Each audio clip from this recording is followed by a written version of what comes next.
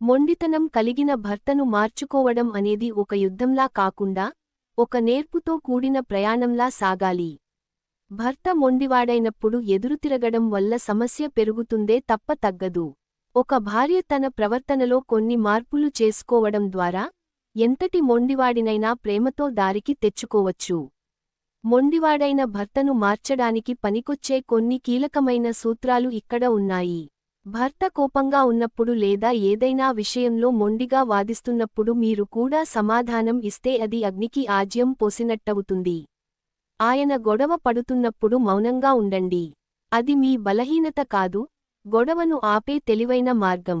ఆయన శాంతించిన తర్వాత నెమ్మదిగా మీ అభిప్రాయాన్ని చెప్పండి. మొండితనం వెనుక తరచుగా అహం, ఈగో దాగి ఉంటుంది. పురుషులు సాధారణంగా తాము ఇంట్లో గౌరవించబడాలని కోరుకుంటారు. నాలుగురిలో ఆయనను తక్కువ చేసి మాట్లాడకండి. ఆయన చేసే చిన్న చిన్న పనులను కూడా మెచ్చుకోండి. తను చేసే మంచిని గుర్తించినప్పుడు మీ మాట వినాలనే కోరిక ఆయనలో కలుగుతుంది. ఏ విషయాన్నైనా ఎప్పుడు చెప్పాలో తెలియడం ఒక కళ. ఆయన ఆకలితో ఉన్నప్పుడు, ఆఫీస్ నుండి అలసిపోయి వచ్చినప్పుడు లేదా నిద్రపోయే ముందు గంభీరమైన చర్చలు పెట్టకండి. ఆయన ప్రశాంతంగా, సంతోషంగా ఉన్నప్పుడు మీ మనసులో మాటను సున్నితంగా చెప్పండి. మీరు అలా అంటే నాకు బాధ కలిగింది అని ప్రేమగా చెబితే మొండివాడైనా ఆలోచనలో పడతాడు. మనం మారకుండా ఎదుటివారు మారిపోవాలని కోరుకోవడం కష్టం. ఆయనకు నచ్చని పనులు మీరు పదే పదే చేస్తున్నారేమో గమనించండి.